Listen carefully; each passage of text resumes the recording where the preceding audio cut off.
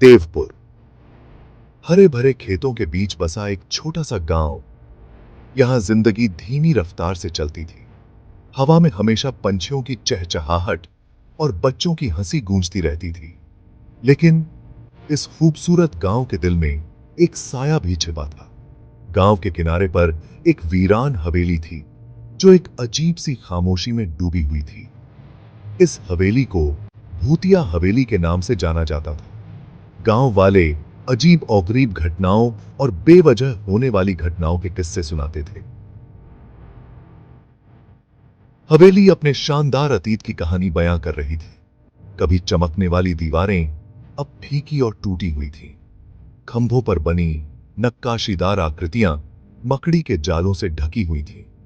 बगीचा जंगली पौधों से भर गया था। हवेली के आसपास की हवा में एक अजीब सी घबराहट थी। ऐसा लगता था जैसे हवेली खुद अपने खोए हुए वैभव का शोक मना रही हो। यह हवेली अमीर जमींदार ठाकुर विक्रम सिंह की थी। वह अपनी खूबसूरत बेटी नेहा के साथ वहां रहते थे। नेहा अपने पिता की आंखों का तारा थी। वह अपनी दयालुता और हंसमुख स्वभाव के लिए जानी जाती थी। गांव वाले उसे बहुत प्यार करते थे। उसकी हंसी एक समय हवेली के हॉल में गूंजती थी, जो उसे की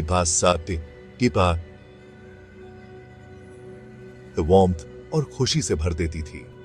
एक भयानक रात त्रासदी आई। नेहा अपने कमरे में मृत पाई गई।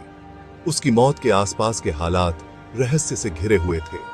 कुछ ग्रामीणों ने फुसफुसाते हुए कहा कि यह आत्महत्या थी, जबकि अन्य का मानना था कि यह हत्या थी।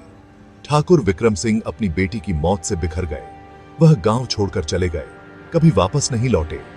हवेली को वीरान छोड़ दिया गया, जो ठाकुर परिवार पर पड़ी त्रासदी की याद दिलाता था। हवेली खामोश खड़ी थी। उसकी अंधेरी खिड़कियां गांव की ओर खाली आंखों की तरह देख रही थीं। ग्रामीण दूरी बनाए हुए थे, इस डर से कि उसकी दीवारों के भीतर क्या छिपा है। हवेली डर का प्रतीक बन गई थी, एक ऐसी जगह जहां अंधेरा छाया हुआ था। एक समय की भव्य हवेली अब एक भूतिया हवेली थी। साल बीते। नेहा की मौत की कहानी एक किंवदंती बन गई, जो एक पीढ़ी से दूसरी पीढ़ी तक चली आ रही है। गांव वालों का मानना था कि नेहा की आत्मा अभी भी हवेली में भटकती है, शांति पाने में असमर्थ है। हवेली एक ऐसी जगह बन गई थी जहां कोई नहीं जाना चाहता था, खासकर अमावस्या की रातों में। ऐसा माना जाता था कि महीने की सबसे अंधेरी रात में नेहा की आत्मा हवेली में घूमती है। उसकी चीखें खामोश हॉल में गूंजती हैं। क्या तुमने वो आवाज सुनी? यह हवेली से आ रहा है। एक अमावस्या की रात 3 दोस्तों संजय, मोहित और रवि का एक ग्रुप अपने अड्डे गांव के चाय के स्टॉल पर बैठा था। हवा में बेसब्री थी।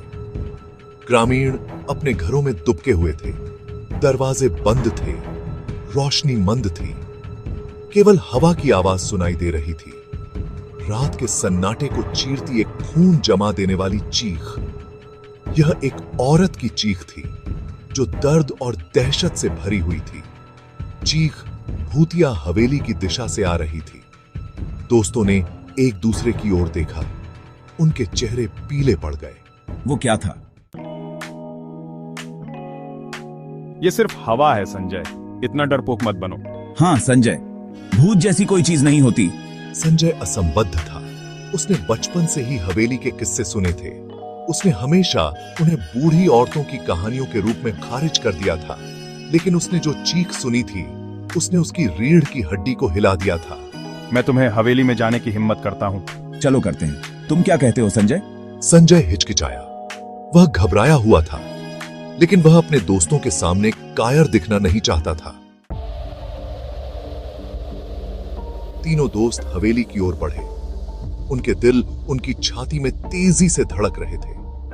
चांद घने बादलों के पीछे छिपा था। हवेली पर एक भयानक चमक पड़ रही थी। जैसे ही वे हवेली के पास पहुंचे, हवा तेज होने लगी, एक चुड़ैल की तरह चीखती हुई। पेड़ हिंसक रूप से हिल गए। उनकी शाखाएं हवेली की ओर पंजों की तरह फैली हुई थीं। संजय का हाथ कांप गया जब उसने जंग खाए गेट पर हाथ रखा। वह कराहते हुए खुल गया, मानो उन्हें वापस मुड़ने की चेतावनी दे रहा हो। वे ऊंचे ऊंचे बगीचे में चले गए। उनके पैर नरम धरती में डूब गए। हवा में सड़न की गंध और कुछ ठंडा और खतरनाक था। सामने का दरवाजा थोड़ा सा खुला हुआ था। संजय ने सावधानी से उसे धक्का देकर खोला। दरवाजा अशुभ रूप से चरमरा गया, मानो दशकों से उसे नहीं खोला गया हो। सड़न की दुर्गंध हावी हो रही थी। धूल के कण उस बेहोश चांदनी में नाच रहे थे जो गंदी खिड़कियों से होकर आ रही थी। मकड़ी के जाले हर कोने से लटके हुए थे, भयानक सजावट की तरह। संजय S3 के रूप में। हवेली के अंदर की हवा इतनी भारी है, ऐसा लग रहा है जैसे कोई हमें देख रहा है। तीनों दोस्त प्रवेश द्वार पर खड़े थे। उनकी सांसें उनके गले में फंस गई थीं। संजय अपने कानों में अपने दिल की धड़कन सुन सकता था। जैसे जैसे दोस्त हवेली में आगे बढ़ते गए, माहौल ठंडा होता गया। उनके पैरों के नीचे फर्श के तख्तों की चीख से ही सन्नाटा टूट रहा था। वे एक कमरे में दाखिल हुए जो एक पुराना पुस्तकालय लग रहा था। दीवारों पर बुकशेल्फ लगी हुई थीं। उनकी सामग्री अंधेरे में छिपी हुई थी। एक भव्य पियानो कोने में रखा था। उसकी चाबियां धूल से ढकी हुई थीं। रवि क्या साथे की थी कि S1 के रूप में। वहां देखो, क्या तुम वह रोशनी देखते हो? रवि ने देखा कि कमरे के बीचों बीच एक मेज पर किताबों के ढेर के नीचे से एक हल्की सी रोशनी निकल रही है। उसने किताबों को एक तरफ ब्रश किया, जिससे एक चमड़े की जिल्द वाली डायरी दिखाई दे रही थी। डायरी पुरानी और घिसी पिटी थी। उसके पन्ने उम्र के साथ पीले पड़ गए थे। कवर पर एक सुंदर लिखावट में नेहा की डायरी शब्द लिखे हुए थे। जैसे ही संजय ने डायरी से पढ़ा, कमरे में एक ठंडी हवा चली। तापमान गिर गया। मोमबत्तियां टिमटिमाई और बुझ गईं, जिससे कमरा अंधेरे में डूब गया। डायरी संजय की मुट्ठी से फिसल गई। हवेली में एक खून जमा देने वाली चीख गूंज उठी।